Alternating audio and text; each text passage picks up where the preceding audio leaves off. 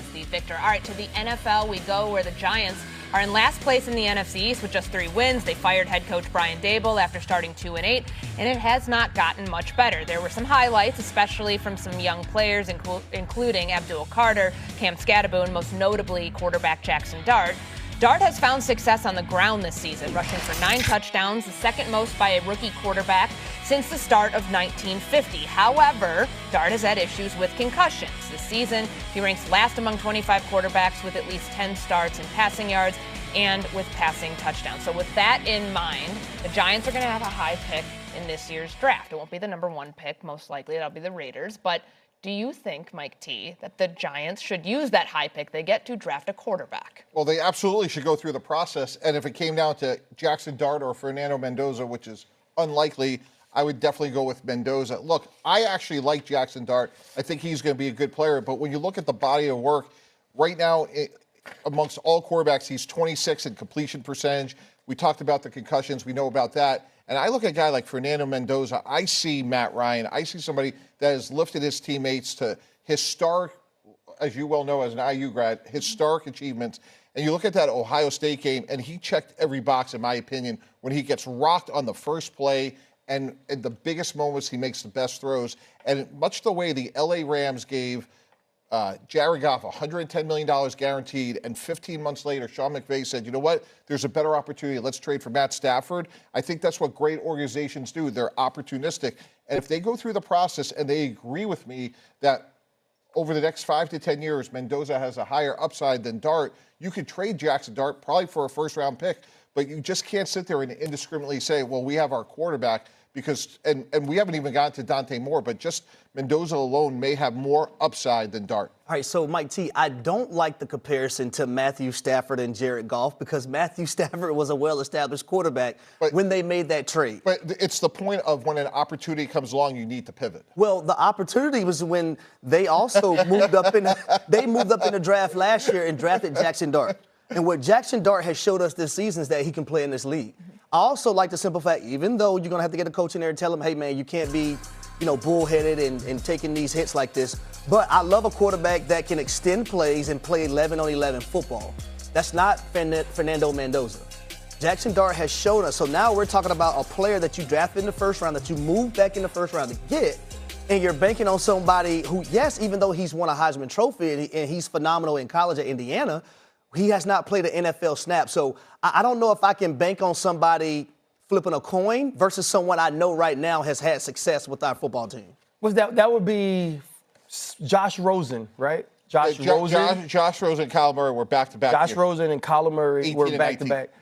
We knew Josh Rosen stunk, right? We were certain that he wasn't a starting-level quarterback, and Kyler Murray was coming off of this historic college season, this historic college run, and you knew you were going to get somebody at the head coaching position that had experience with him. If you move away from Jaxson Dart, you're moving away from what was hope, you're moving away from what was momentum, and you're moving away from a guy that I know beyond a shadow of a doubt will die about this.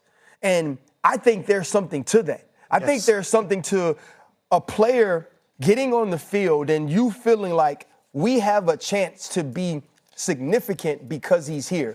There are different things that you have to change about Jaxson Dart. And don't get me wrong, if Andrew Luck was in this draft, I'd feel totally different about it. If Trevor Lawrence was in this draft, I'd feel totally different about it. I'd say that mid-20 pick that we traded up to get, I'd let that go to get one of these transcendent talents.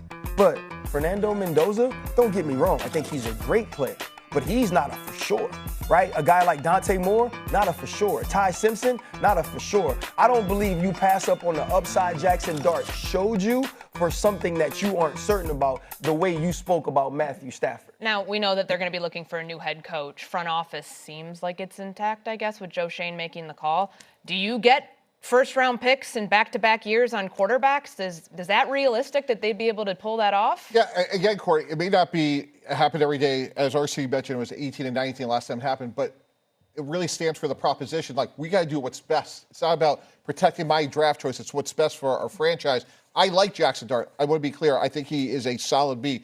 But if you have the opportunity to get an A, the risk in this discussion, and the part, RC, that I would push back on is what happens if Mendoza turns out to be an A, and now you got to compete against that year in and year out, where all you had to do is turn in the card and then trade Dart to somebody else, presumably for a first-round pick. Right, but you're going like with what this happens if he doesn't? Like you don't know what happened if Mendoza's just like okay.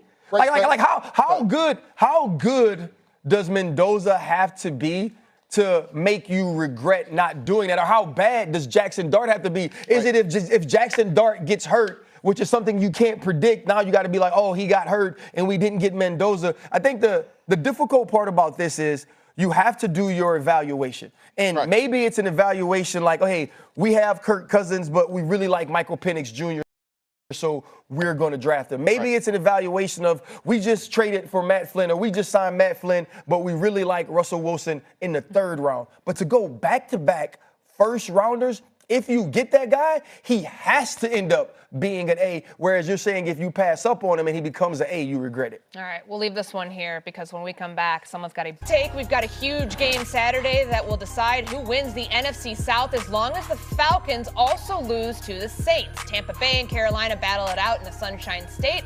Mike T, who has the advantage in this game, Bryce Young or Baker Mayfield? Courtney, it's Bryce Young. I did last week's game between the Dolphins and the Buccaneers. Something is wrong with Baker Mayfield physically. He grabbed his knee a couple times, and I know he's a tough guy. Maybe he's not disclosing everything. He just does not seem right physically. Bryce Young is still up and down young quarterback, but I think he'll make enough plays against a defense that's just been very disappointing. So I'm going with Bryce Young in Carolina. All right, and his first show of 2026 comes to a close. We want to make some predictions. So many possibilities with the new year beginning here. 2026, blank slate. What happens this year and when? RC, you want to start? Mike Tomlin leads the New York Giants to the playoffs. Ooh. With Fernando Mendoza? I don't know who the quarterback's going to be. Wow. That is bold. So mutual parting of ways. Mutual parting of ways after Giants. they lose to the Ravens this weekend. The Rooney-Mara family, they're like that. They're extreme, obviously. And so because of that, Mike Tomlin's now the new head coach of the New York Giants. You want to make a splash. You want to get the right guy. You want to change the culture. That's the way to do it. I love it. Mike T. Staying in the same division, the Washington Commanders come back and go back to the championship game. Jaden Daniels plays in 17 games. That's the key. Fix the defense a little bit, but they got a great young quarterback that we almost forgot about this year. For me, I'm going to go with Caleb Williams, the quarterback for the Chicago Bears. I do believe he's going to win MVP in 2026. The way he's playing right now, over 3,700 yards, 25 touchdowns to 6 interceptions. But going into that year 2 under Ben Johnson, hey, you had to strip everything down and build this young quarterback back up. And that's exactly what they've done so far. But the arm angles, the way that he can make every single throw on the football field, the buy-in that he has with his head coach and also the play caller, I think Caleb Williams is going to win MVP in 2026. You know what strikes me strange about Caleb Williams? We act like he's not uber talented. Like we almost treat like people treat Caleb Williams like he ain't one of them ones. Yes. Like this dude was the #1 quarterback coming out of high school. He went to a school that had a presumptive first rounder, a Heisman Trophy leading candidate, and he unseated him. And then he won the Heisman himself. This dude is uber talented, and I'm so glad we're getting to see it. 270 yards away from 4,000. I hope he gets it. Maybe he'll hit it this week. Oh, I hope he gets it. Okay, mine.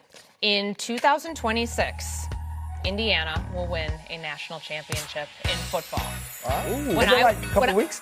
Yeah, that's an early one for the year, setting the tone very highly. Both Shay and I are Indiana grads. When I was there, they won 13 games over a 4-year stretch. My little pep talk to you guys today, don't worry about the rain. Don't worry about the outside noise. Don't worry about what people are saying. As you, as the 1 seed there, that you didn't deserve to be there, that you didn't deserve to get all the great things that have happened this year. You deserve it. Go knock off Alabama and go have an awesome New Year's Day. We'll see you tomorrow here on First Take.